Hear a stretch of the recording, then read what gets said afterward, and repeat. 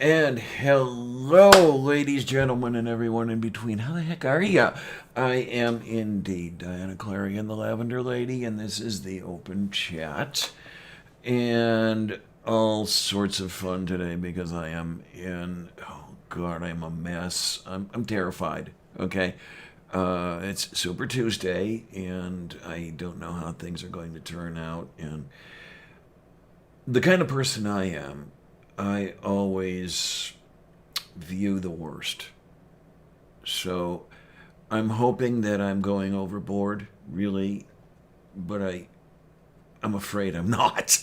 Okay, why don't we just go in on this? We're going to welcome the one, the only, the brilliant, the beautiful Kate Farr, Bionic Dance. Hi, dear. How are ya?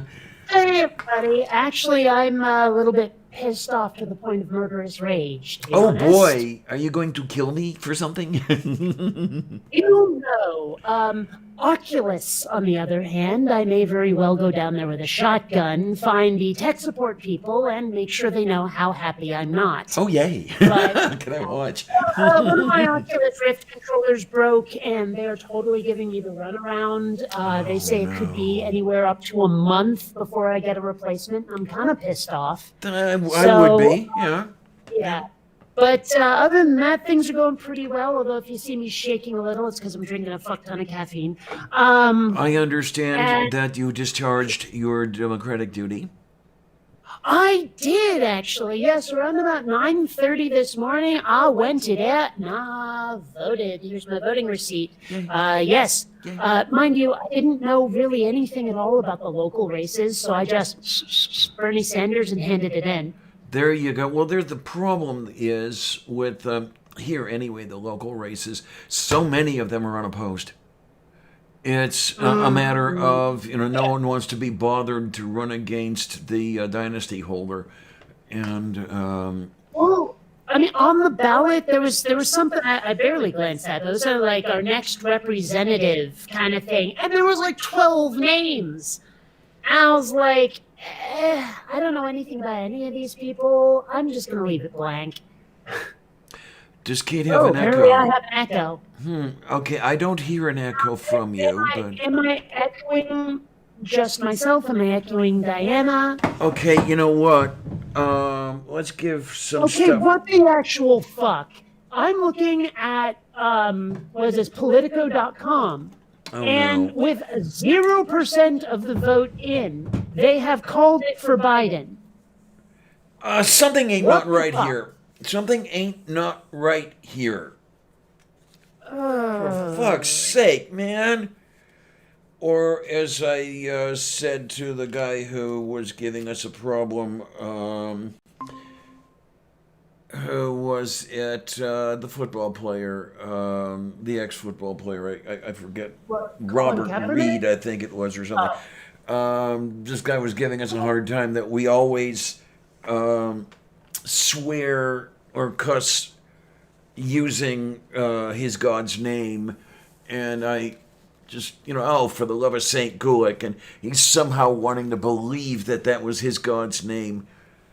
Anyway, mm. let me see But if this. seriously, look at this. Right there. 0% of the vote in. Zero precincts reporting called for Joe Biden. Man. Okay, it's like they know something the rest of us don't. I guess. I'm incensed by this. That should Yes, not be the that case. should not be. I mean, the freaking. They're not even closed, as you say. And it's like, Jesus, man. And then there's this kitty.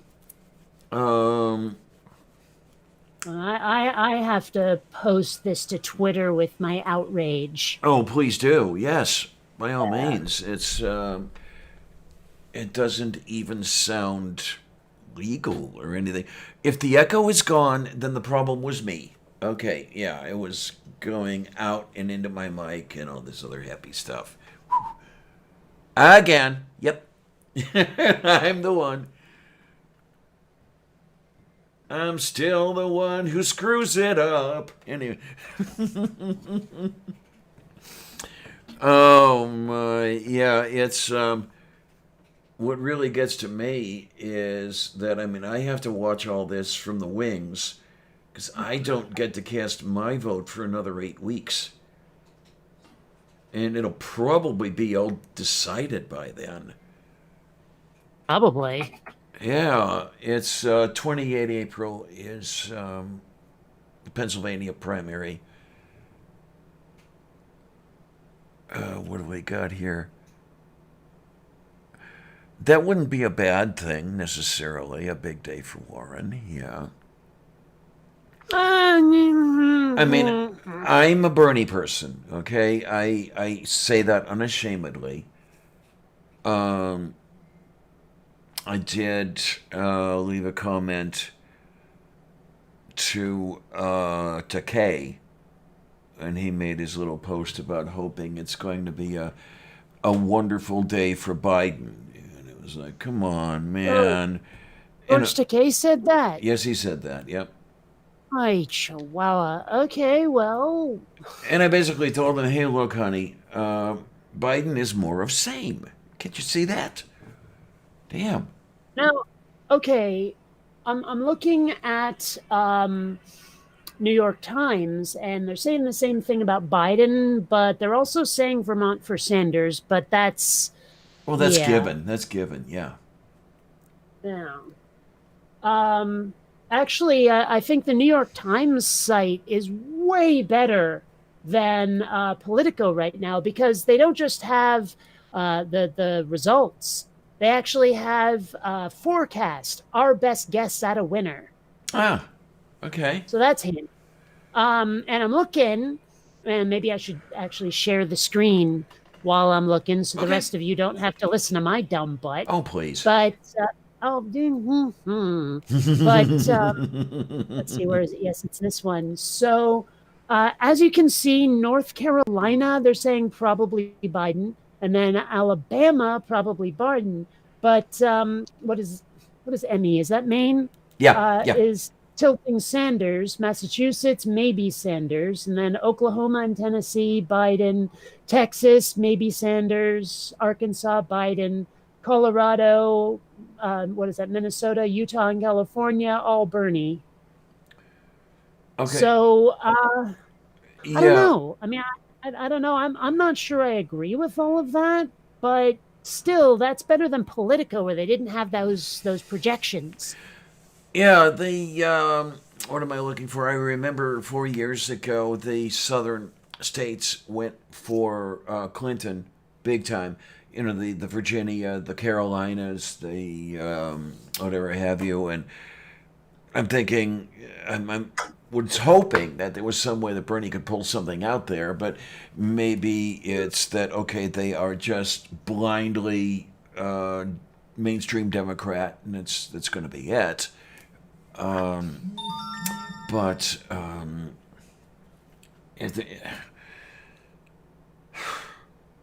yeah, okay.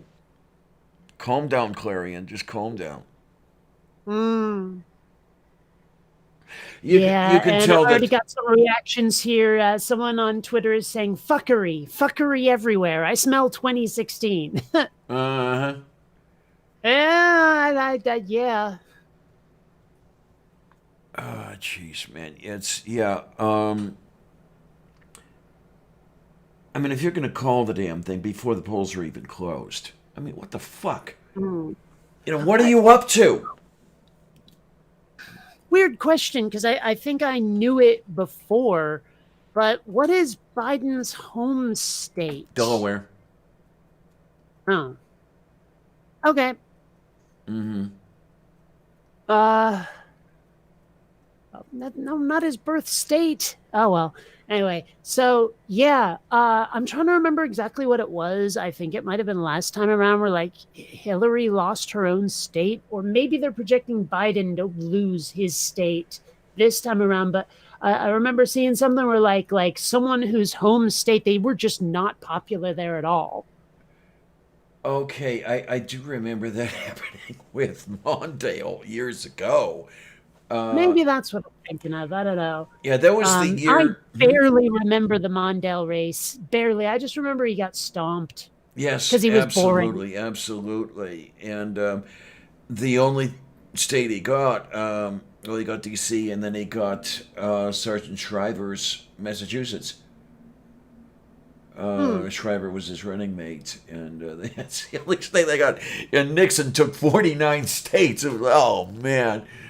Oh. Okay, now it's a little more clear. I'm looking at Politico, and it says, I mean, granted, less than it says 1/10 of 1% reporting, but 43.5 for Biden, 23.9 for Sanders, 16% for Bloomberg, which shocks me, 10% for Warren, 2.9% for Gabbard.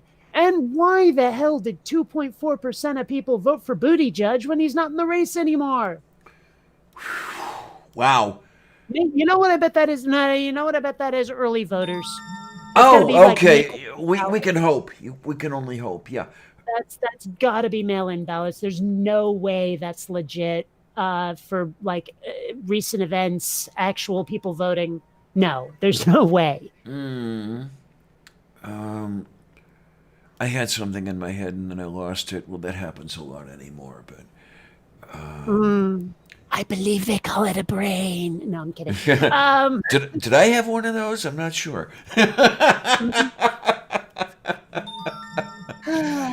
Oh my, oh my, oh my. Yeah, it's I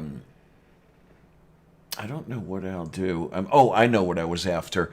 There was something I had seen. Somebody was laying odds on who was going to get the nomination and then who was going to beat Trump, if anyone.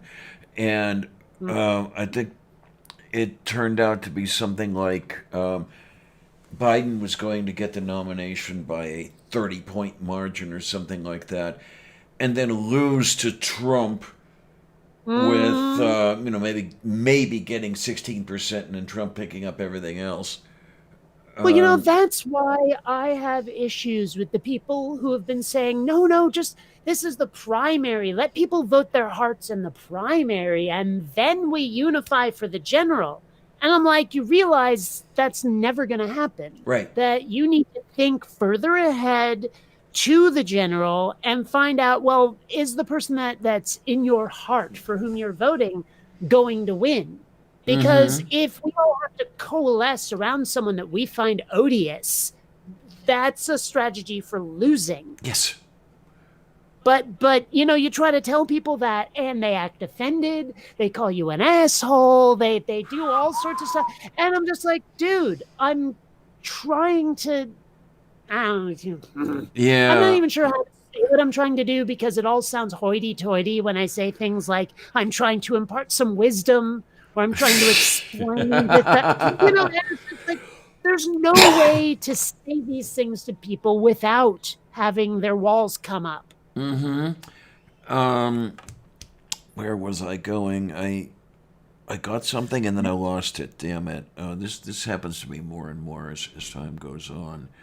Um, Well, you were saying something about who was going to win, who was going to lose, odds, projections, all of that. yeah, that good stuff. And Because right now, Bernie is going to stomp Trump. Like they're projecting landslide yeah, as against Trump. as long as he gets the and now I got it back. As long as he gets the damn nomination, there's the Mm-hmm. problem. Mm-hmm. And what I'm Yeah. seeing from everybody is let's unify. Let's unify the party. And it's all to the exclusion of the guy who could really take this whole thing away from Trump. Mm-hmm. It's like, oh no, he's not a member of the club. We can't have him. Well, that was Yeah. that was my fucking thumbnail on this thing. Lady Liberty crying, while everybody's screaming, "He's not a Democrat." It's like, oh, don't do this Well, to me. oh, like that matters. I mean, seriously, if Bernie Sanders was calling himself a Republican but still had the same policies and meant them sincerely, I would vote Republican for that Yes, yes. candidate. Mm-hmm. I don't give a rat's tiny hiney about party. I care about policies. Yeah, and That's a really hard one to explain to people too. That's a hard one. You try to say to someone, I don't care about the party, I care about the policies. And they're like, but you're a traitor then. I'm like, no. no. They're like, yeah, you're not having any party loyalty. I'm like, well, the party left me behind a long ass time ago. Yes. Okay, so it's going to be vote blue no matter who. I think you've said things like this before. And then what if the blue turns out to be a bunch of fascists? Yeah, You're still going to vote. You're yeah. still going to vote blue. I mean, really? It's, the whole idea of party loyalty is ludicrous. Yes, You know, absolutely. if I would love to see what would happen if we had like descriptions of candidates that left their identities out of it as much as you possibly could. And you didn't know what their parties were or anything, and you told people choose who you like best based on what they support and see what the results come out and see if people go into like self-denial going no no no but I don't like Bernie Sanders, he's a socialist, blah blah blah blah blah. It's like, yeah, but everything he proposes you agree with, so maybe you're more of a socialist than you think. That cognitive bias is going to Yes. have like, people are going to have a hard time getting past it. But that's the whole point of why party unity is a sham. Yeah, absolutely. The one that really gets to me, we were talking a little bit back and forth over Twitter about this one, was the Bernie Sanders and the firearms. Everybody wants to hate him for the firearms, but I think, as you mentioned, the NRA hates his ass, right? Oh yeah. Oh, they. I forget if it's like he has a D plus or an F or something from the NRA, but his grade is terrible. And then You know, I can and understand where he might lean a little bit towards, say, long arms or something like that, because Vermont, rural, farmers, hunters, yeah. that whole thing. Yeah. I mean, I remember back when my old neighborhood back in Vermont was still a bit more rednecky. Every now and then you would get a neighbor who would drive into the neighborhood with a deer strapped to the front of their pickup. Okay. To the best of my knowledge, I've never actually eaten deer, but I have seen deer corpses that people decided to make that way with their firearms. And so, yeah, I mean, trying to get firearms banned in Vermont would be an uphill battle, and no one would appreciate it. Oh, right. But if you want to say no assault rifles, or even if you wanted to say like, okay, for handguns you're limited to a 6-shooter, I'd be okay with that too. Okay. You know, and I love Chris Rock's solution. He's like, no, no, no. Let everyone have guns. What the hell? Distribute guns to everybody. But now every bullet costs $5,000. Okay, yeah. I've heard that one over it, the years, yes. The whole yeah. ammunition tax and everything else like that, which isn't a bad idea, really, when you come down to it. And now, I have no objection to eating and wearing Bambi. Okay, I have eaten Bambi. Bambi tastes pretty damn good. I was looking at. I've actually eaten Thumper, and that was pretty good too. Oh my! I had my eye on a deerskin jacket when I was in Mexico years ago, but price was just too high for me, and I said, "Okay, screw that." So no wearing Bambi or anything like that. But yeah, I love venison. Oh my God, it's been so long since I've had it. It's one of the few I haven't had a chance to have. I've had buffalo, I've had moose, I've had ostrich. Oh, But I don't believe I've ever had venison. how is ostrich? How's that taste? It was unremarkable. Oh, okay. I mean, it tasted more like beef than like chicken, which is weird. But Okay. it was just not all that special. I mean, there's a burger joint near me that is like, yes, we have some really wacky ass meats for you to try. So I went in and tried every wacky ass burger they had, and ostrich was one of them, and I was just underwhelmed. I was like, oh well, I ate a burger. There's a shop in the Strip District, which is the food area of downtown Pittsburgh. Well, it's not exactly Say the downtown. name of the district again? It's the Strip District, like 77 Sunset Oh, Strip. Yeah. okay, that is so not what I heard. But go on. Oh, okay. And you can get all sorts of food. there. I mean, Holy's Fish is there, and the Strip District Meats is down there. God, you can get anything: alligator, ostrich, kangaroo, venison, you name it. They've got it. This is where I go to when I want a beef heart. I'll go down there When you and want to be fart? there you go, a heart. Crazy on I have you, no yeah. choice. No Uh, choice. oh man, but yeah, I dearly love heart, um, and it's really great on rye with horseradish sauce and a kosher dill pickle. Really and truly, and Okay, okay. granted, I'm seeing 6% in Virginia, and yeah, Biden now is at 55. Bernie's at 22.7. Vermont, I'm surprised by this one. Bernie only 52.3%. Oh, Biden 20%. whoa, Yeah, where's that coming from? Warren 12.9, so basically 13. Bloomberg 9, which is really surprising. Yeah. Buttigieg 2.7, and oh my gosh, seriously, Amy Klobuchar, isn't she out? Yes, she is out. Again, it must be the early voting. In fact, I'm looking at Politico. They've taken Tulsi out entirely, even though I don't think Tulsi has said that she's out. I has to look Like up this I don't thing. think. But yeah, so Klobuchar in Vermont got 1.3%.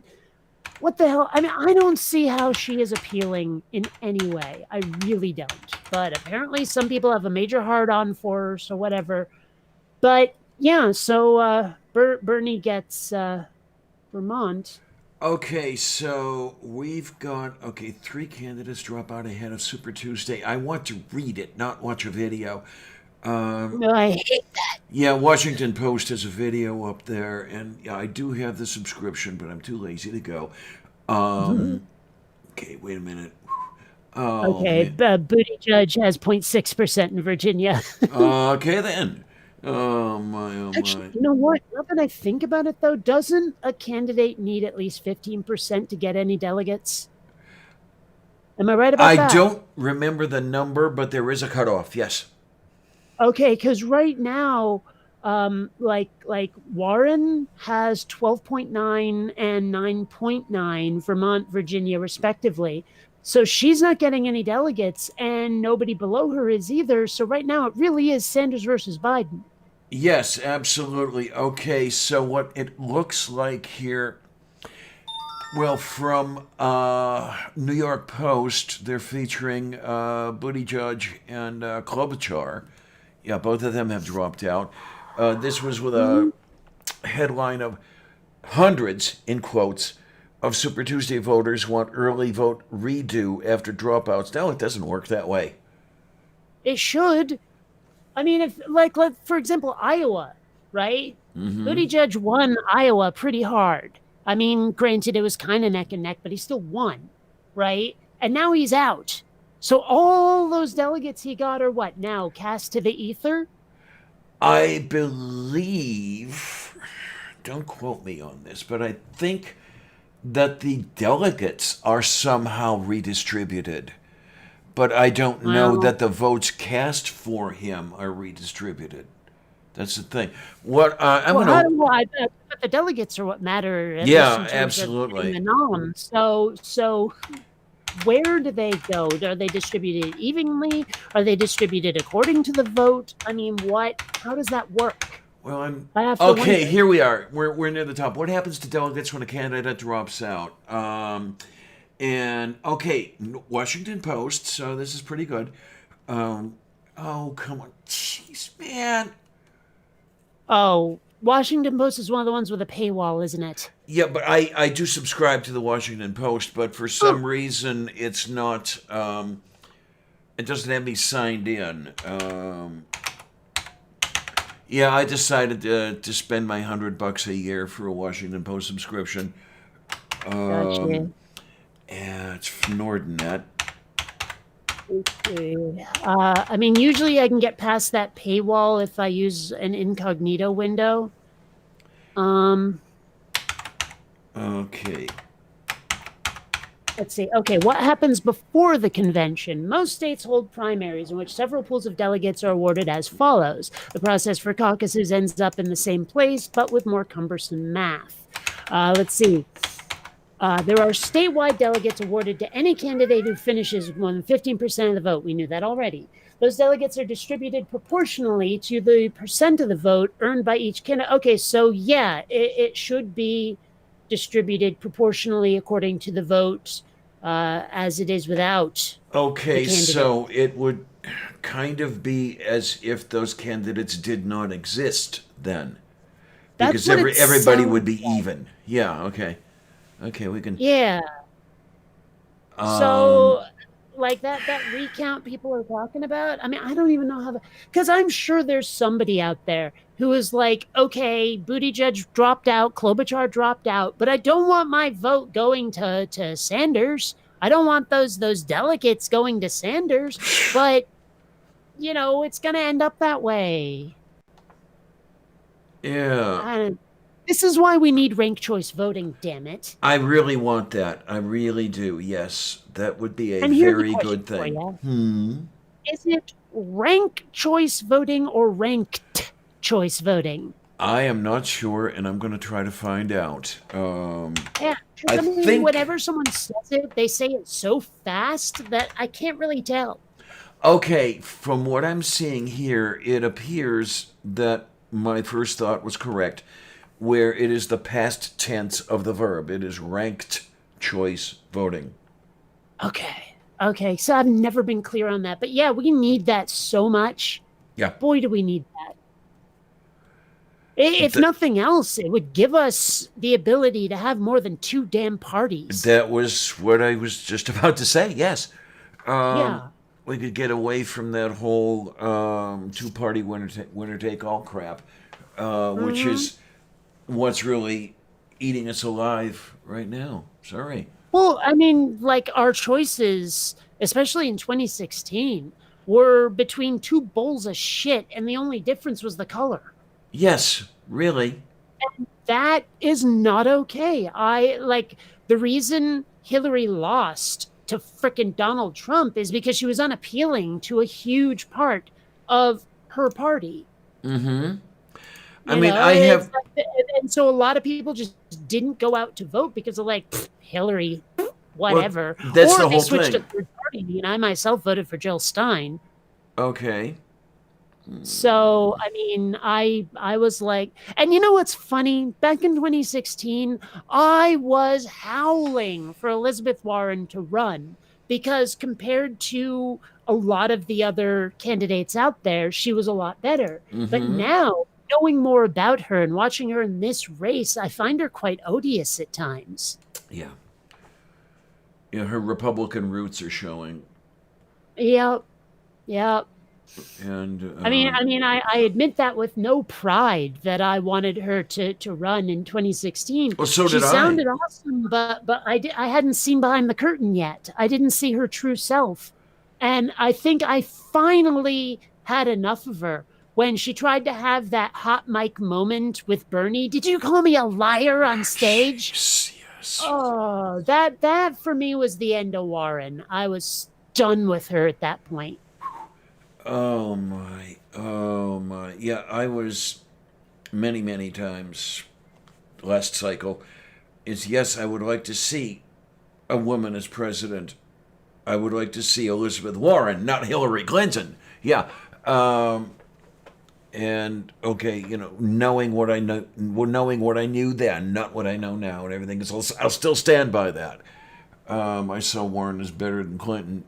Yeah, oh, Most days by of the week. far. I Yeah. mean, even now, if it was down to her and Hillary, I would pick her in a heartbeat, all things considered.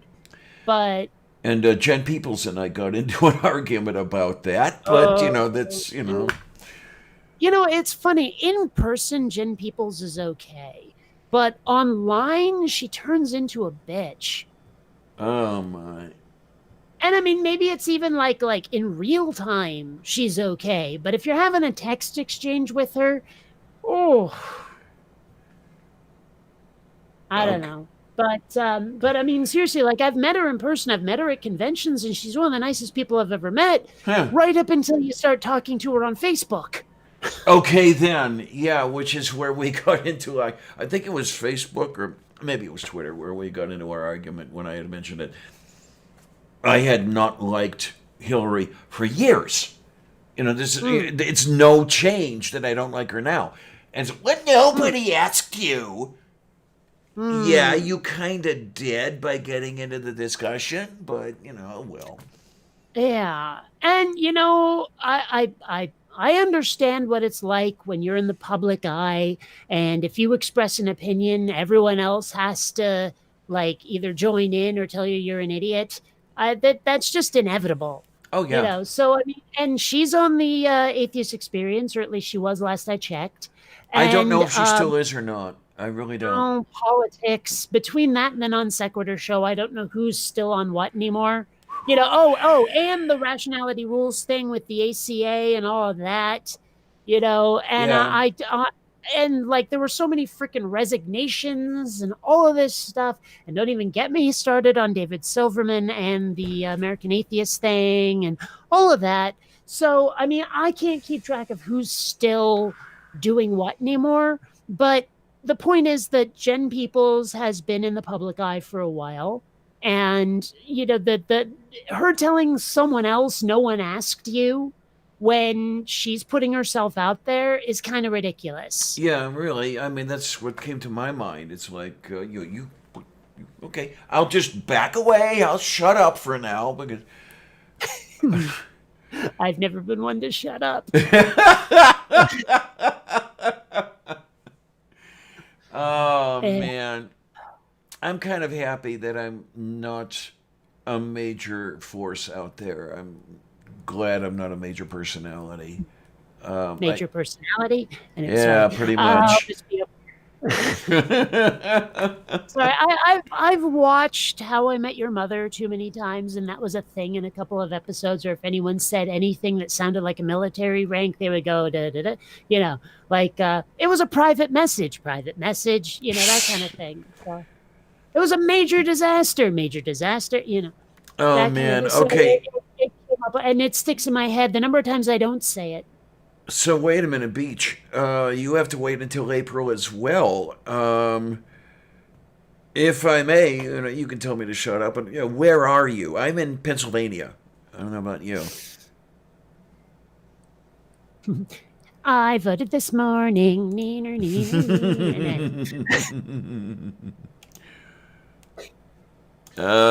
Scheisse. But yeah, like I say, that's kind of a letdown where you're that close to the convention. Um, you know, I Oh, don't know Smegan if. Bell. What? Sorry, I'm looking at Politico, and they just called North Carolina for Biden, but of course 0% is reporting still. So Jesus Christ. you know, Oh, I see. Beach 8 has a good word for you there, Kate. oh, Bionic Dance, you did great with G-Man and SJ the other day. oh yeah, thank you. That was an interesting show, actually. Yeah, it were. G-Man was his usual idiot man-child self. I was actually surprised by how polite SJ actually was. I was ready for a fight, and she did not give me one, and I was actually both surprised and glad. Well, okay, I may be full of it here, but I didn't exactly see her as polite. I saw her as getting out of G-Man's way and letting him do her dirty work. Well, yeah, but I mean, in my actual direct interactions with her, she was a hell of a lot nicer than I expected. It didn't make her any more correct, Yeah, but she was definitely more polite. For those who don't know who G-Man is, count yourself lucky. yes, absolutely. Oh, God, he's got to have a problem. I mean, really, I'm trying to not sound horrible, and I'm going to sound horrible no matter what I say. I believe personally that he may be in need of some sort of medication. I'm not so sure, to be honest. What do you think? Because It's I've an act? no, no, man, this is going to sound so horrible, but I think it's cultural. Oh, okay, okay. I mean, that is going to sound so fucking racist to some people, but to be honest, I've met people of every color who acts just like him. But I think, I mean, I don't know where he's located. I don't know his physical location, but if I discover that he lives in some big city, it won't shock me. He comes off like the kind of guy who was raised in a metropolitan area I believe he that was. and I don't know, he's just got that attitude that you see from uh big city people I am not who are not absolutely. well off. I am not absolutely certain, but I think he's out of New Jersey. Oh gosh. Okay, no wonder. Yes. He if that doesn't shock me, is all I'm saying. He comes off like a New Jerseyan, not a suburbanite, though. I have relatives in Paramus, or at least they used to be in Paramus, and they're in Ohio now. But point being that you know, like like an actual New Jersey city, yeah, I can see that being the attitude he picked up from living there. Yeah, because he does remind me of somebody out of northern New Jersey, like Jersey City or Hoboken or something like that, rather than the Jersey Shore. Um, but I mean, being the most charitable that I possibly can, I think G Man's just a jerk rather than mentally damaged. okay, um, there was an interesting thing that I remember a while back, maybe at least a year ago or something. He had a discussion with Shannon Q, and he Hmm. seemed to be rather, what's the word I'm looking for? Not crazy. Hmm. He seemed to be rather quiet, reserved, the whole thing. So I don't know. It's is it depending on who he's talking to? I don't Um, know. I don't know. I mean, I mean, he kept trying to declare victory whenever I would be in the middle of a sentence. yeah, And I hate that, where it's like, I haven't even made my point yet, and he's already taken a victory lap. docile. That's a good word, TV. Yeah, okay. What Um, was that? oh, Oh, dog. TV Tube was docile. Yeah, it did seem that way. But oh, geez, he just impresses me as somebody who's just totally off his nut. See, that's the thing. I don't think he is, though. I think he's just like that. Like he's just a jerk. Like I'm willing to bet if he had been raised in the suburbs, he'd be a lot nicer. Okay, okay. And if he had been raised by people who weren't religious, he'd probably be a lot nicer. Well, that pretty much applies to pretty much everybody. Yes. Well, yeah. I mean, it's so easy to point to someone we disagree with who's a bit of a wank and say, wow, you must be mentally defective. But I mean, I'm not sure that he is. I think he's just a regular guy who's a bit of a jackass. Okay, because Um, what I was going on was how easy it seemed to be to set him off.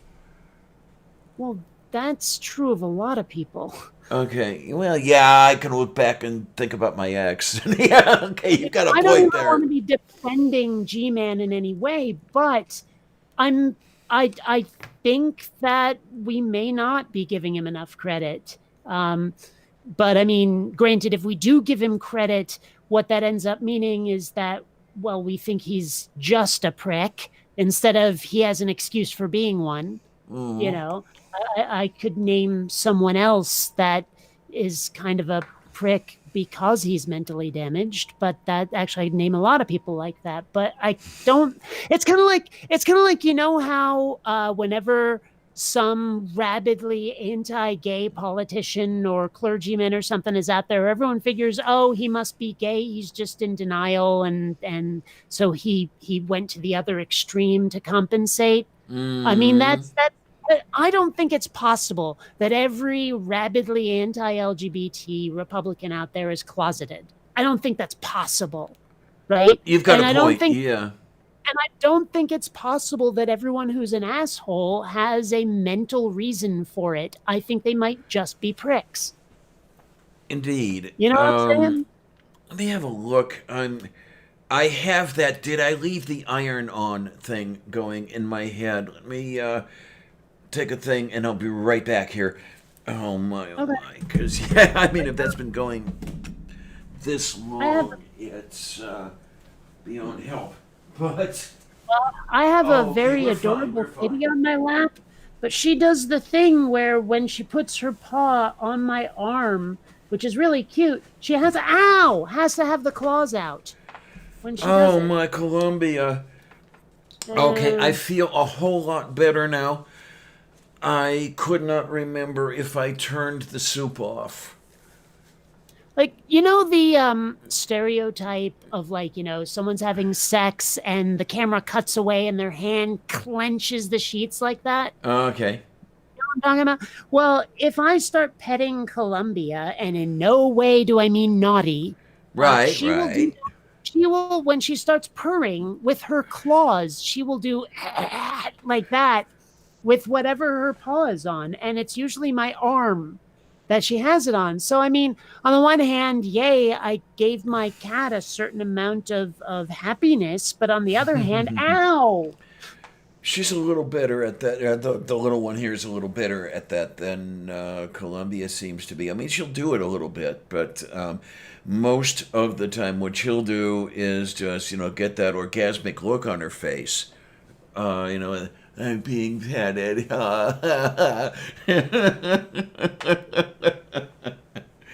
Oh, I don't know. I So guess she kind of there. likes it here. Amiga nuts. It is a chicken barley, either a soup or a stew. I'm not sure which. I haven't checked its consistency yet. Hi, Mm. kittiness. Hi. You is the kitty I face. I built my pork fried rice again today, and the whole marinating thing worked better this time. And so yeah, my dad is coming to visit me in May, and I know he enjoys my stir fries, so I'm gonna have to build that for him. Okay, then. That sounds absolutely wonderful. Now, I was just thinking about this earlier, and as Mhm. far as food is concerned, Yes. are you doing mostly the things like the stir fries and the, I'll use the term Oriental foods and stuff like that, or where are you coming from with your favorite foods?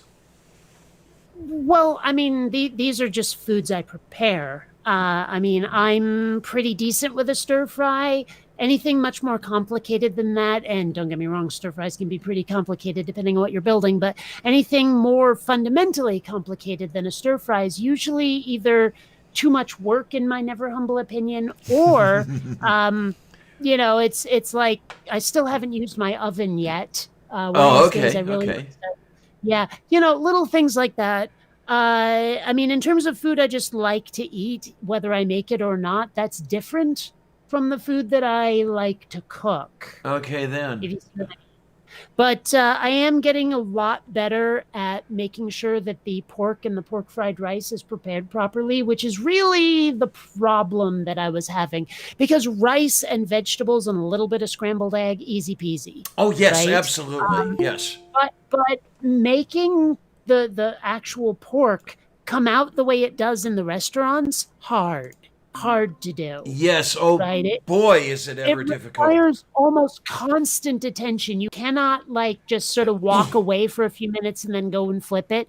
You have to be there to make sure it doesn't burn. Yes. And so that makes it complicated, but it is so rewarding when it's done because damn it, my pork fried rice is starting to taste like something out of a restaurant. So All go me and hi right. Sounds Monito. wonderful.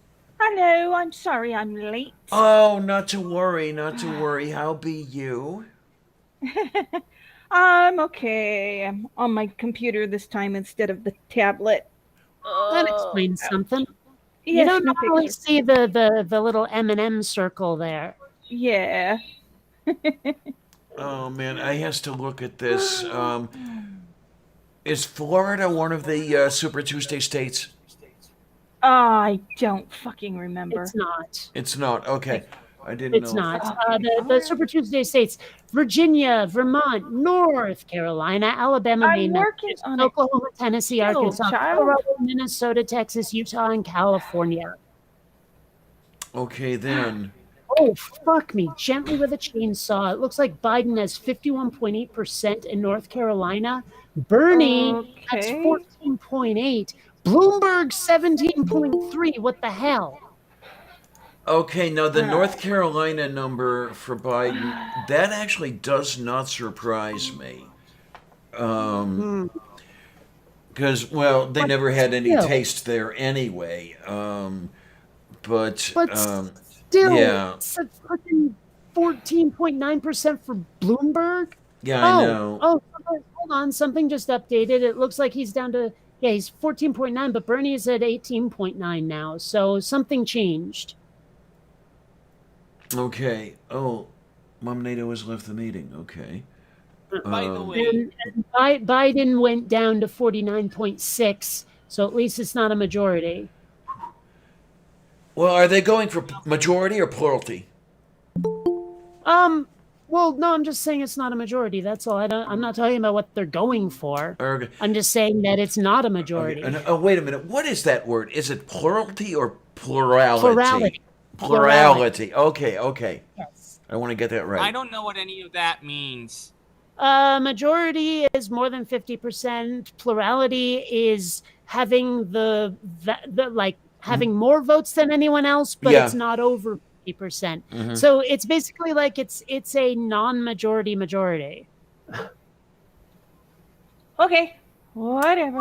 Oh, by the way, Hi, No, guys. it actually that makes a huge freaking deal, because if Bernie, like when we get to the end, to the convention, if Bernie doesn't have 50% or more, then we go to the second ballot round, and that's when superdelegates can come in. Yes, and So that's when Bernie everything gets needs to screwed cross up. that 50% threshold of delegates before the convention. Otherwise, they're going to steal it from him with superdelegates. So the difference Okay. between majority and plurality matters a huge freaking deal. Well, they were trying to steal it from him anyway. I mean, Oh, of gods. course, but superdelegates are kind of a silver bullet.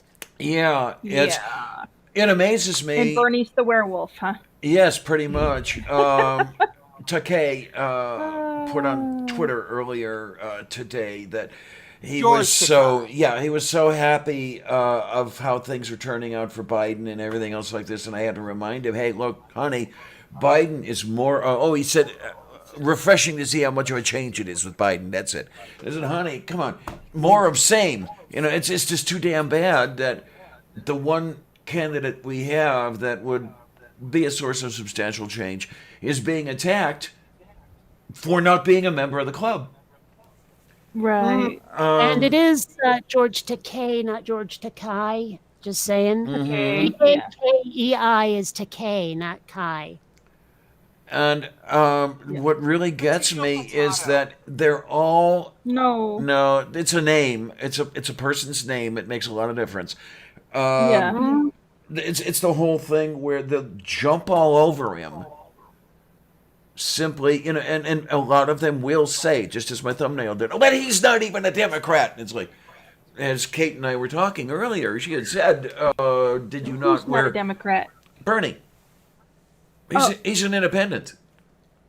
Who gives a okay. crap if he's not a Democrat? If he's Yeah, good for I care about issues, not Yeah, parties. as Exactly. Kate said and that's why earlier, I'm non-party affiliated. Well, that's why Well, we need ranked choice voting, so parties don't matter anymore. yeah, I mean, right. parties should be descriptive, not prescriptive, is basically what I'm Well, the saying. problem we have at this point is that if we stay independent and we don't have an independent candidate on the ballot, we wouldn't be able to vote. Well, it's even worse for me here in Pennsylvania. If you do not declare a party, either Yeah. Democrat or Republican, you don't vote at all in the primary. Right. That's what I'm saying. Yeah, Well, I mean, don't it's vote. not I'm sure a that's you know 100% true. Aren't there some states where you don't have to register at all to vote in a primary? that is the case. No. Yes, and Well, I hear are there? people Okay. I hear people complain about that. Where they say, but you have to choose from this pool or from this pool. It's a mess and it's like, well, I don't give a shit anymore. I don't even want to be registered as a Democrat, but I had to vote for Bernie. Same here, Yeah. because Yep. it was back in 14, I think, where the primary election was very, very important, and I'd been an independent, and then it was like, okay, as much as I don't want to, I'm going to have to register as a Democrat so I can throw my vote in the appropriate direction. And okay, here I am. I'm still a I'm gonna Democrat. have to do that here pretty soon, so that we have time to vote. Yeah, I should check to make sure I'm still registered because you never know how these people are going to do what. Well, Yeah, I was a little worried about that because I've heard about them purging voter rolls, like Yeah. especially in Bernie states where you think you're registered, but you're not, and Isn't no one that informs you you're illegal? not. Well, I think there's some loophole, but what people don't seem to realize, and this is a thing, if you are certain that you are registered, but they say you're not, you can request a provisional ballot. And that way you can vote, and if the records back you up, then your vote will still count. Right. But how okay. easy is it for them to just kind of lose that whole provisional ballot thing? And, Well, here's the thing. Actually, now that you mention it, this right here is my voting receipt, right? Mhm. So if you vote, you have one of these for your records. You can actually track this online to make sure your individual vote is counted. yeah. Now, I don't know if they do this outside of California, but I have this here. But I think the voter purges, unless there's like extenuating circumstances, I don't think those should even be legal. Well, of course it shouldn't, but they're still doing it anyway. They found a loophole somewhere, and Right. they're It's exploiting bullshit. it. And I know in franchise people without telling them. Well, Okay. of course they shouldn't, but they're still managing to do it anyway. I know part of the reason it might happen here in Florida is the recent election in 2016, where they asked everybody if they wanted to allow convicts who had Oh served yeah, their yeah. sentence and had Serve their done time. served their time and done all the things to get their rights back should be allowed to vote. Mhm. Of course I they don't see should. why they shouldn't. Okay. I don't even know why anyone floated If- the idea of taking away their vote in the first place. It doesn't make any sense. But even if someone could have justified it, I mean, we hear about recidivism a lot, that people who've been in prison at least once might end up there. It's pretty likely they'll end up there again. And I think that disenfranchising them as voters can't help. I mean, it may not be a primary cause, it may right. only be a symptom. But even so, if you tell someone, oh yeah, you ended up in prison and now you're persona non grata, I mean, are you vote, going to be inclined to keep following the law? I know I No. would. I know I'd be pissed. Mm-hmm. And when I'm pissed off, I start to act out just a wee smidge. You may have noticed. And so, No. yeah, I mean, so like the idea of telling someone you can't vote because you got chucked in the slammer for a week or whatever is just bullshit. Yeah, and Because it makes them less likely to feel like a citizen. right. And I'm And- active. That's a good thing. I just checked. I'm registered and active, and everything's good. Oh, and as I wouldn't even know how to check to see if I'm active, but I know I speaking am. of people getting thrown in the slammer, an interesting development happened recently. Oh, Ever heard of Nathan Thompson?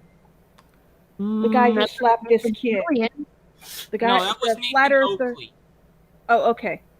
Nathan Thompson, which one's he? Nathan Thompson is the guy who went around in his car flat smacking, or as the common parlance is known, harassing quote unquote young adults who were 11. Oh, I mean, him. Okay, it took a He while got to click. thrown in the slammer for harassing children. at school. Okay then.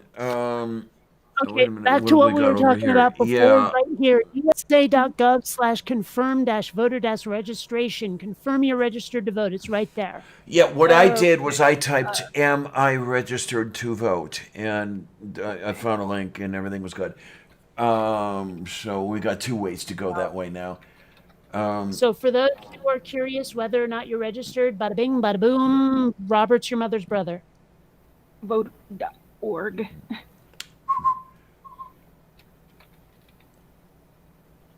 I'm pretty sure I am.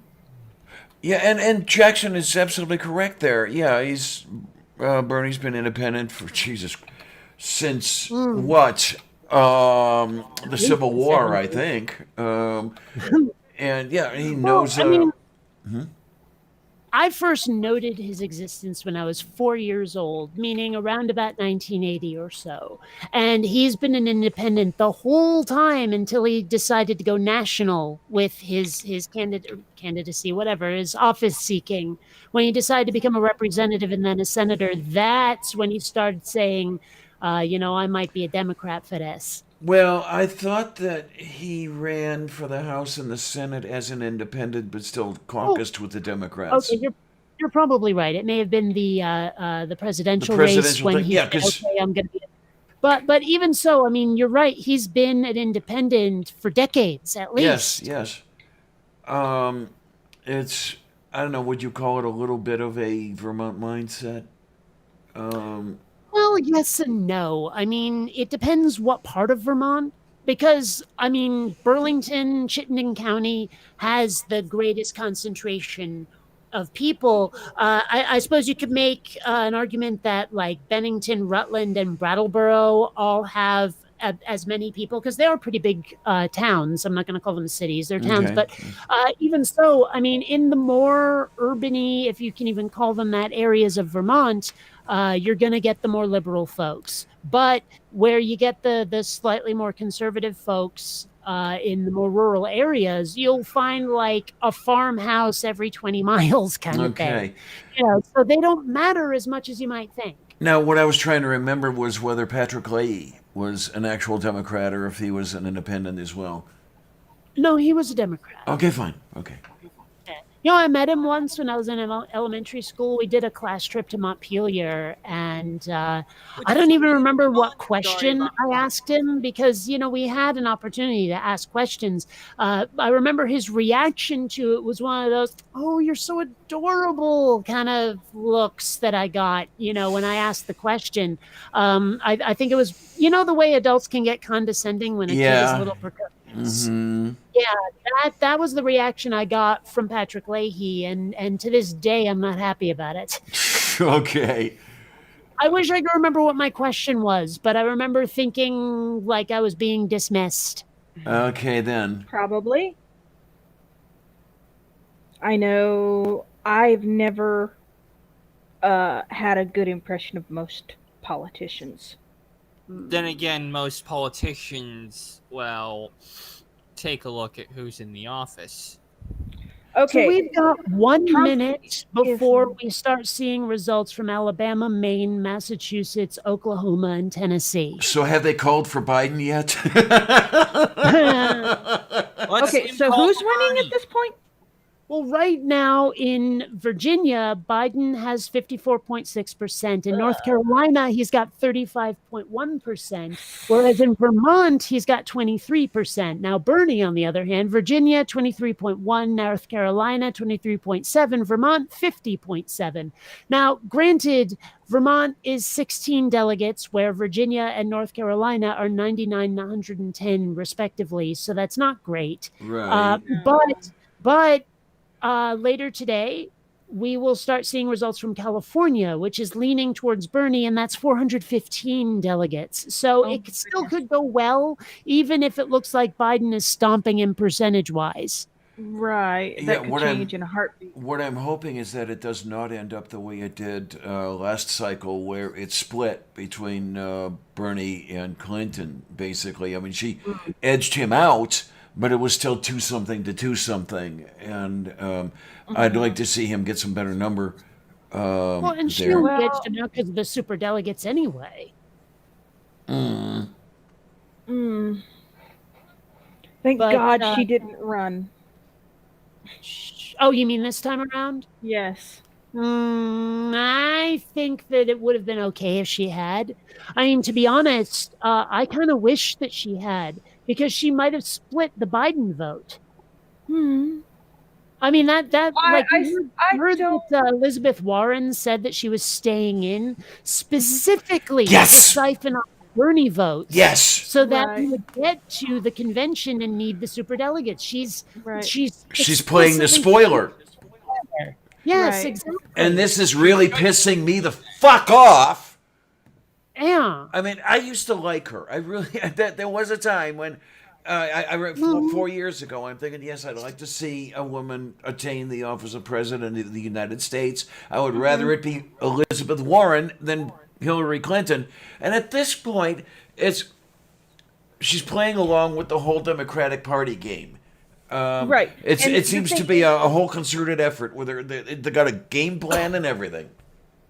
Yeah, I would not want Clinton back in the White House again. Oh no, Her- gosh no. But the No. thing is, if she was able to split the Biden vote, that would Yeah. let Biden run away with it. Right. You know, I mean that's one of the reasons why it almost might be better if Amy Klobuchar was more popular, because she wouldn't be more popular with Sanders voters. Right. And yeah, they just called Alabama for Biden, even though there's 0% reporting. Oh, This great. just sounds like really shitty. Okay. So the great experiment. So you're saying the great experiment might end today? No, I'm not No. saying that in any way, shape, or form, because, we haven't even done, like, I don't know. How many states have gone so far out of the 50? What, 5?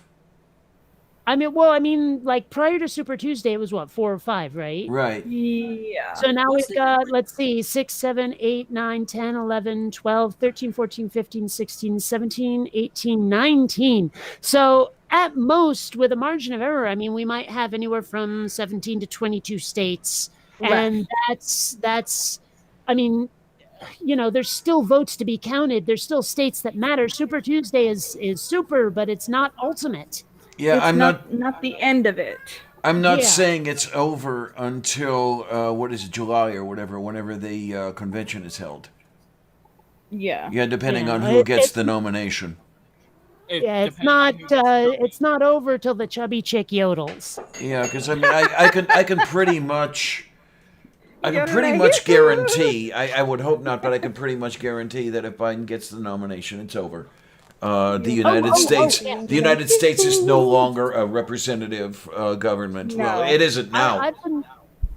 I've been Well- saying for at least 4 years now that this election, the 2020 election, will be decided when the Democrat nominee is chosen. And that's it. I've been saying that for ages. There is no way anyone is beating Trump if they're not Bernie. Not going to happen. Yeah. If they're not Bernie, I then- don't even know if Bernie can do it. Oh, Bernie will Oh, he'll do totally it. do it. The polls up there right now have him stomping Trump by an amazing lead. Remember, he's the populist, Yeah. Okay. and Trump. Basically, I'd like to say that this election ain't over till the orange shit's kicked out of office. No, that has nothing to do with it. But the thing is that, like, Trump ran with a populist message. Yes. I mean, he was lying out his ass, but he Right. ran with a populist message. There are a lot of, you can find interviews with like lifelong Democrats who flipped to Trump just because they wanted to smash the status quo. yes, Right. And you will find interviews of them regretting the hell out of it. Oh yeah. They just didn't want another Hillary Clinton type. Yeah. They didn't want that at all. They didn't want another Democrat in name only, blue dog, neoliberal, Right. corporate Well, let's stooge. They didn't want that. And so they voted for Trump. And now they will look at Bernie and see the populist message and go, that's what I wanted. hmm I hope they get that chance. I I really hope do. they do. Also, Because I'm really hoping, because there are a lot of voters that stayed at home because they didn't want to vote for someone like Hillary Clinton. They just weren't inspired by her, not realizing how much that would hand Trump the election. I'm hoping right Right. now that people are pissed off enough that they are going to get out and vote I because really they're hope that Right. pissed off. I'm really hoping that there are people out there who are like, we are not letting this happen again. Voter not again. apathy can't Oh, be a thing. God. Yeah, because it was nearly half mean- the electorate who stayed the fuck home.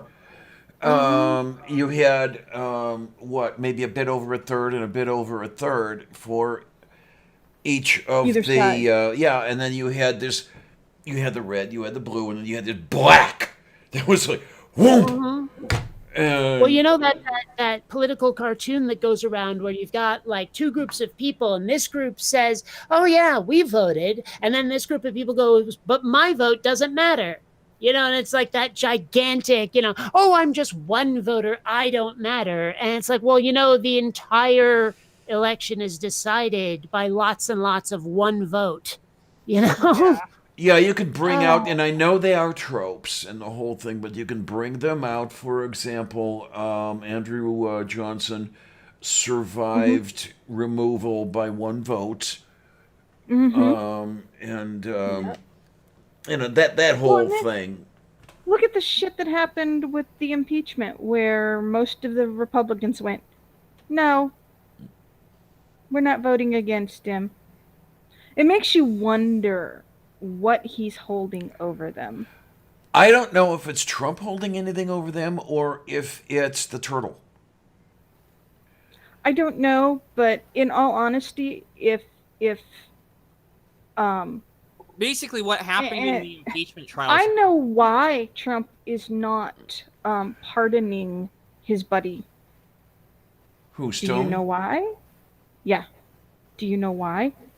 Let's hear it.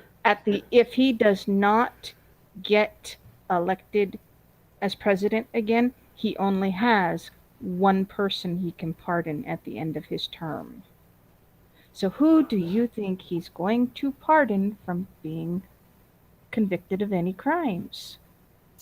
Himself. Himself, because he can pardon himself. And there's the thing. It's I know that it's gone to discussion, etc., and from what I remember, the overwhelming thought was that you could not pardon yourself.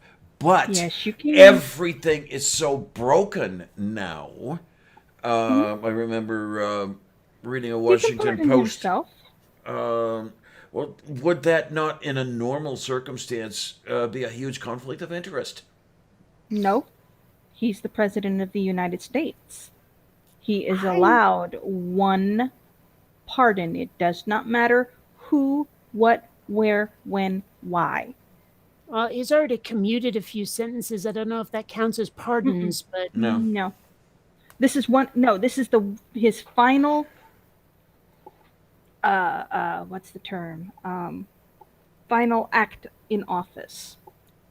His final act is he can pardon one person before he is removed from office as president at the end of his term. And if he pardons himself, he can't be removed from office. Yes, he can. No, what If he your mom doesn't is win saying the is that his election, term I'm saying. will end. Yeah. And Right. If he is not reelected when he is removed, because if he's not reelected, he will be firmly removed from office. well, don't count when on him it's going time. quietly. This is the thing. Oh no, he won't. He And- won't. But the thing No. is if he refuses to leave and he is not president of the United States, that's a crime. Treason? No, but it's a No. crime.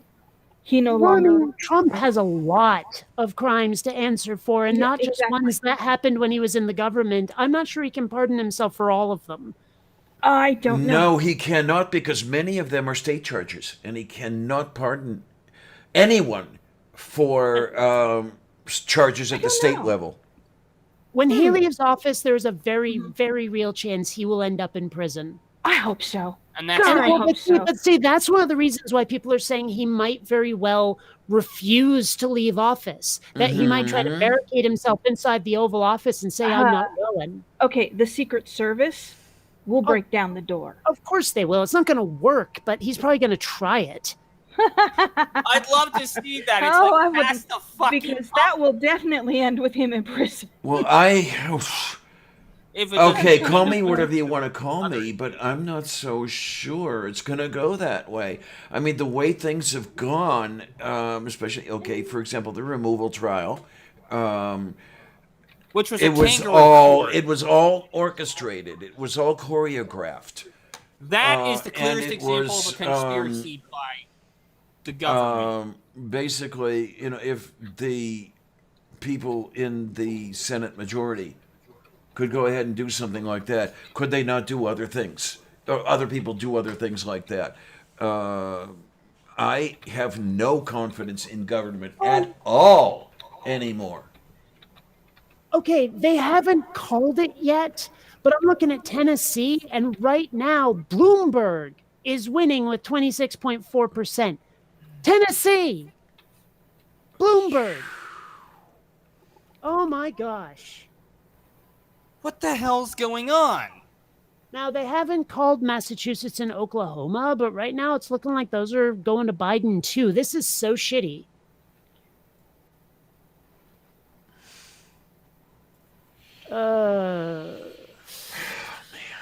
Man. It is, like you said, it isn't over till the tubby chicky yodels. Yeah, but still, this is shitty. I know. I mean, how I'm shocked if Bloomberg wins even one state. That is bizarre. What's the whole deal with Bloomberg anyway? He's a bajillionaire who's buying his way into the election. That's really all it is. Oh, great. You mean like Trump? Well, kinda, yeah, except that he doesn't have the popular support Trump did. I was going to say, yeah, Bloomberg has Okay. chance of winning. Here you go. The American Constitution spells out how the transfer of power is supposed to work. Article 2 provides that the president shall hold his office for the term of 4 years. The 20th Amendment says that the president's and vice president's terms shall end at noon on the 20th day of January, and the terms of their successors shall then begin. Which means if So- he refuses to leave the office and Right. No person shall be elected to the office of president more than twice, blah, blah, blah. So if he refuses to leave at that point on noon of January 20th, he can then be arrested. I believe. I'm still reading. I hope he's dumb enough to try that.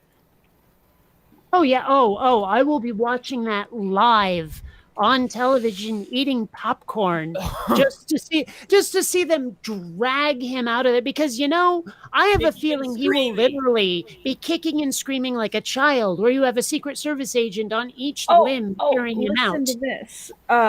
Former Arkansas Governor Mike Huckabee tweeted, President Trump will be eligible for a third term due to the illegal attempts of Comey, Dems, and media et al. Attempting to oust him as POTUS. Bullshit. So that's why Bullshit. I was named the head of the 2024 re-election. Oh, bullshit. Well, Huckabee's a piece of shit. Constitution. What Bullshit. part of the Constitution allows for a third term? It doesn't. Even if other people were cheating or being mean It to him or doesn't. whatever. It That's does. what It was a joke. He was trolling. Well, you remember when Trump said that he deserves an extra 2 years in office because he they were doesn't. stolen from him because of the Russian investigation? No, You he remember doesn't. that? Well, of course he doesn't. But you remember when he was saying it? Yes. Mm-hmm. It's not going to happen because it doesn't matter if somebody was stealing those years from him. He was in office doing the job, even if it was a really shitty job. He was still in office. Even if he nearly. Oh made yeah, our I mean, country So I'm not saying he's not a chowderhead. I'm saying he said Oh, yeah. that. yeah, and it's not going to happen because that's against all of his crap about how he's obeying the Constitution. I find the man is Constitution about as the man has as much political Savvy? intelligence, savvy, whatever you want to call it, As a as flat an earther. amoeba. No, No. as a flat earther. An No. amoeba is more intelligent than a flat earther. You know, I don't want to hear about flat earthers. We're not talking about them. Okay, it's starting to look a little better for Bernie in some of those states like Massachusetts and Oklahoma. Because right now, between him and Biden, it just went down even for Biden. 30.2% in Yay! Massachusetts, 29.4% for Bernie. Go Bernie! So that race is by no means decided. And it's the same in Oklahoma because right now it's 23.4 for Biden, 21.3 for Bernie. Go Bernie! Go Bernie! He could still pull it out. Go Bernie! can hope. Your drill is the one that will pierce the heavens. Actually, you know what I'm gonna say? I'm gonna say go Biden. Go. Get out of here. Oh, go. yeah. Scram, Biden, scram. Yeah. So, and we are hearing nothing yet from Maine. Maine has not reported in any way. Also, for anyone in the live chat, kudos if you get that reference. Let me see. Okay, what I was saying before that was from where'd it go? Politico.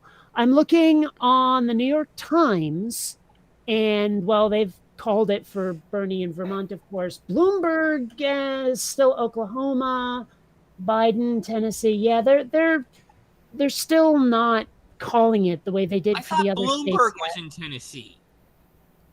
Well, it says Oklahoma now. What the hell? But I mean, well, that's the thing. They're two different sites. Okay, Because in Oklahoma, according to Politico, Oklahoma is 23, 21, 19, Biden, Sanders, Bloomberg. The New York Times is not breaking it down quite like that, as finely as that. But Bloomberg right now, it says plus 1.2% in Oklahoma, rather than in Tennessee. In Tennessee, they're calling it for Biden at plus 0.3. Let's see Bernie surge forward. Well, you never know. I mean, right now, let's see. For Massachusetts, Tennessee, and Oklahoma, they're saying that it's 0.7% reporting, so less than 1% reporting in Oklahoma, and the other two are 0.6 and 0.4. So these races are by no means Anywhere completely close counted. to decided. So, I mean, Bernie could still surge in all three of those states, and he's basically neck and neck with Biden at the moment. God, let's hope he surges. Yeah. Oh, and they've uncalled it for Bloomberg. He's now less than 20%. Actually, I didn't even notice this. In Massachusetts, Warren is at 23%. And in Oklahoma, she's at 15%, which means she can get a couple of delegates that way. Bernie, your drill is the one that will pierce the heavens. Yeah, we heard you already. We put that away now. Yeah. The whole thing that's really burning me is the burning me. yeah, I know. The whole bit about, like 1% reporting in Alabama and Joe Biden won. What the fuck is this? Let's see. I'm trying to think of who this is. Nullify the election. Who, what, where? Beach 8. Beach 8 was like, if he loses, I bet he'll try to nullify the election. He can't. Don't put it past him for trying. He could try, right? I'm I'm thinking crazy is like Republicans rule Missouri. I don't know. I was a Democrat in Missouri, so. Amiga Nuts mentioned this. That I should be saying what the margins of error are. The margins of error seem to be pretty small at this point. Oh, hey, look at this. With 0.2% reporting in Maine, Sanders at 54.1%. Holy! Woohoo! Yes! Only 2%. Warren is actually beating Biden in Maine. Warren has 16.2%. Biden, 13.5. Well, Maine is an anomaly pretty much as far as states go, is it not? I mean, they basically go their own way. They're one of only 2 states to do a split delegate system. Okay, Right, so I actually clicked on Maine to look at it specifically, and well, they haven't really broken it down very much, actually, more than what I saw before. But yeah, in Maine, it's clearly a Sanders-Warren fight, and Biden is barely hanging on. Good. And What's funny is Bernie's like, you know how they've actually canceled the Republican conventions because they're just handing it to Donald Trump, but they still have the results here, and it says Donald Trump wins with 0%. There Donald you go. Trump wins with 0%. Yes, he won Yeah. the Republican nomination with 0% in Maine. That's It'll be the because- same. It'll be the same everywhere. That's just because they Idiot. full on canceled the conventions because he doesn't have any contenders. So Right, nobody's trying to go against him, which Uh-huh. sucks. well, there was because- one guy who tried it like a bunch of months ago, and everyone just told him to sit down. Oh, this is ridiculous. That is so partisan. It's not even funny. Well, nah, it makes. I mean, it would happen. I'm pretty sure that happened with Obama too. I don't think anyone tried to primary Obama. You usually don't primary an incumbent unless Right. they have been really shitty according to the party. I mean, if we had Right. it to say about it, Trump would get primary, but we're not in his Yeah. party. The party Right. unanimously said, no, it's Trump. Which I think it just reeks of bullshit. I don't think it Why was would that reek of unanimous, bullshit? That but doesn't reek of bullshit. I don't think it was No one unanimous. stepped But I up. think There were no other contenders. Obviously, Trump is getting the Republican nomination. You get Right. it if you're not challenged. right. I think what happened was there was just none of the Republicans want to admit that they can't stand him, because if they do, of course, Trump's going to come down on them like a ton of bricks.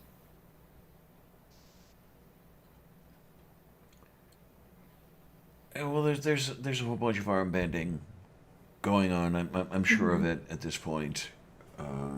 People have shit on other people, and I'm sure that in Maine, according to this set of results, Joe Biden just passed Bernie Sanders. Biden is 35.7. Sanders is 30.8.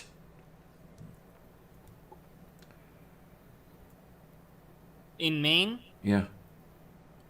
Ah, crap. So more and more of Maine. Well, is they say 1% reporting. That number didn't change, so I don't know what's going on. No, Kate's Well, got I mean, 6%. that's the and thing. it's It's like, Bernie. according to what I'm looking at right now, not even the states that have been called for Biden have 100% reporting. Virginia says 90.7% reporting, which is pretty high, but Alabama is still 0.1% reporting. North Carolina, 2.7%, and Vermont is 30.6%. So, I mean, anything can still happen, although usually when they call it, it usually ends up standing regardless. Yeah, But anything can happen. I thought the idea was that you didn't call until the margin was 100%. so Oh my gosh. well. Not Yeah. not even 100%. Where are It you was at, Kate? What do you mean? As far as what page are you on? Politico.com. But I mean, they're breaking the results down better than the New York Times, for example. But according to this, actually, in Alabama, Bloomberg beat Sanders.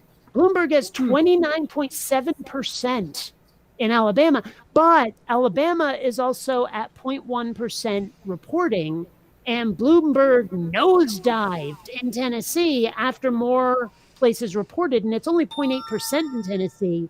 But Bloomberg is now way down compared to Biden and Bernie. Biden and Bernie, 25.9 Biden, 24.3 Bernie, 23.1 Bloomberg, 8.8% Warren. Ha ha. But, I mean, with more districts reporting, Bernie could still take Tennessee. And Oklahoma, because it's 23.9 versus 21.2 there, too. anything could happen. But man, Bloomberg is stomping Warren. I would never have expected that.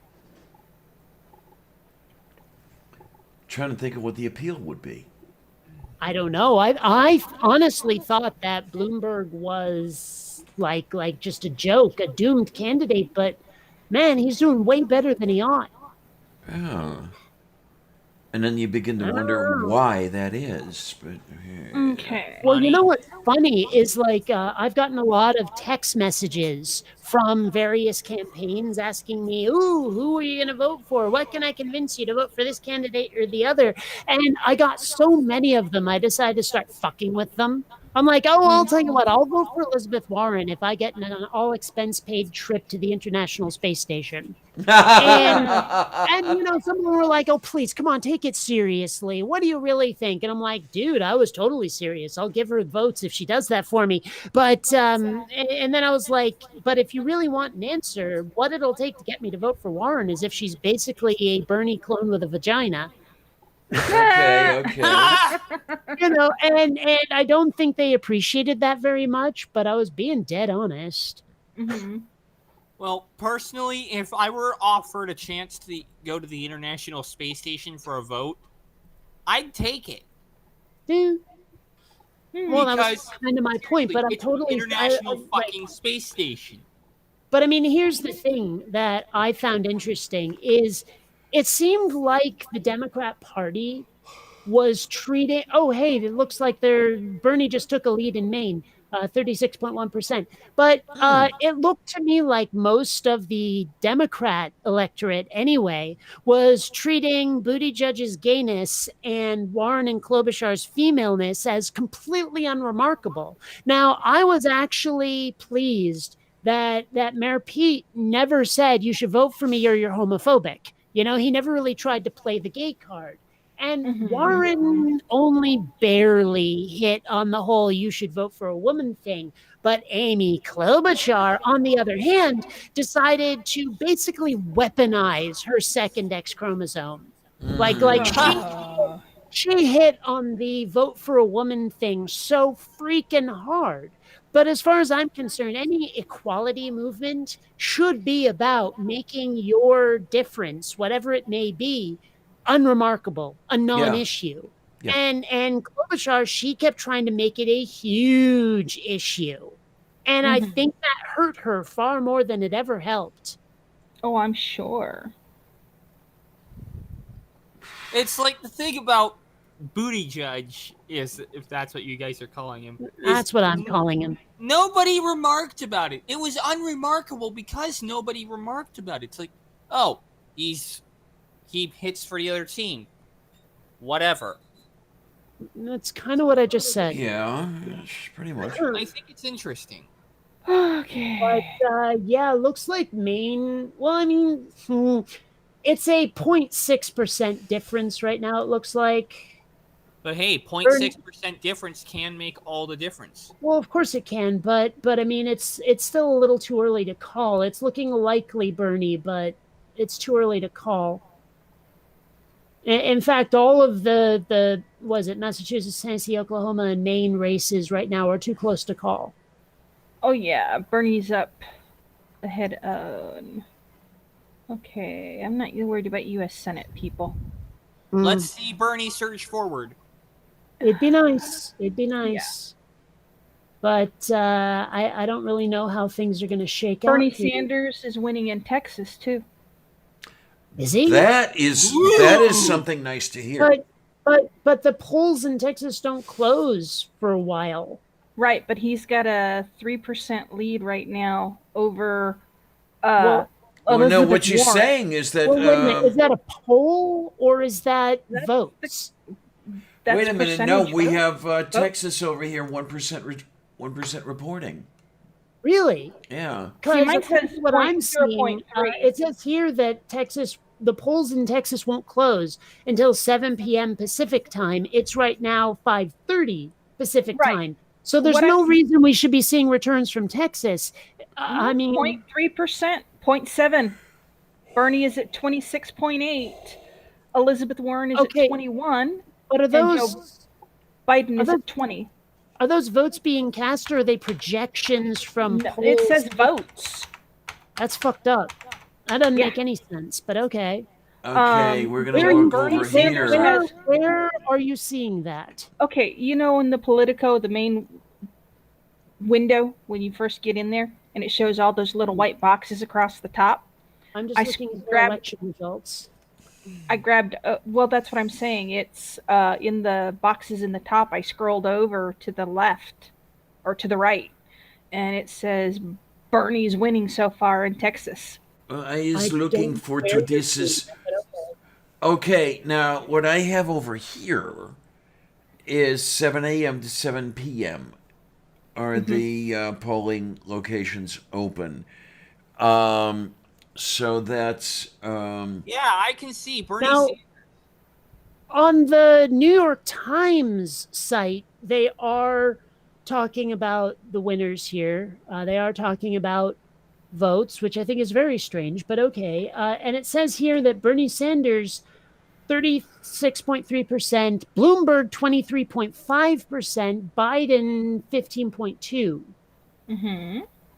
And I mean, Oh, that Joe kinda makes Biden that just actually jumped. that whoa, no, it just shifted. It just shifted. Like while I was looking at it, it live shifted. Now Yeah. Bernie's at 26.8, Biden's at 25.4, Bloomberg 20.4. Now, I think I can justify the Bloomberg thing here because there's probably a lot of oil execs who look at big money and go rock on. Yeah. See, it didn't change for me, but it shows that Joe Biden jumped ahead. But I'm reading only 34.3% in Texas. Well, what for I'm Bernie. seeing right now in Or Texas, not Maine, in Maine. Well, But I'm it's saying 1.9, a little under 2% have reported in. okay, what the actual fuck am I seeing here in Massachusetts? Because there is a huge box that says 30.4%, but it covers Biden, Sanders, Bloomberg, and Warren. all right. What I'm looking at here, and I wish I knew what the source was. It's when I look for Super Tuesday results on Google, and then you get the whole thing going over there. The 30.4% they have for Biden, with 27.8 for Sanders, 25.6 for Warren, and then you've got 10.6 for Bloomberg. But you see this right here, what I'm highlighting there on Massachusetts. Hold on. What the hell does that mean? I have Is their no. site forked in some fashion, or It might be a tie. there's a scroll bar here? Yeah, you see that? Tie. Oh, I don't okay. think it's a tie. I think they just made Biden's box too big, Yeah. or possibly Bernie's. I can't tell what they've done. It's very strange. Scroll bar. Yeah. See, I'm not looking at that. I'm looking at the actual boxes on the main page that go straight across the screen. I was trying, but I don't know what box that is. I'm not Okay. looking at the Politico main page is the thing. I'm just looking at the election results. Yeah. all right. So currently, what we have is winning in North Carolina, Virginia, and Alabama for Biden, leading in Massachusetts, Maine, Oklahoma, and Tennessee. Sanders winning in Vermont and leading in Texas. 0% reporting in Texas, apparently. What the hell is going on? Well, See, they where do I'm that. I looking- see on New York Times there's 5% reporting in Texas, and it has Sanders up 1.4. Okay. 0.37% in Texas where I'm looking, and it says Bernie is still leading by 27.2. Warren has 20.7, and Joe Biden has 20.4. So, Yeah. eh. I don't know. I'm going to refresh the Politico page. Maybe that weird box error will correct itself. And it did not. No. I don't know what the hell's up in Massachusetts, but I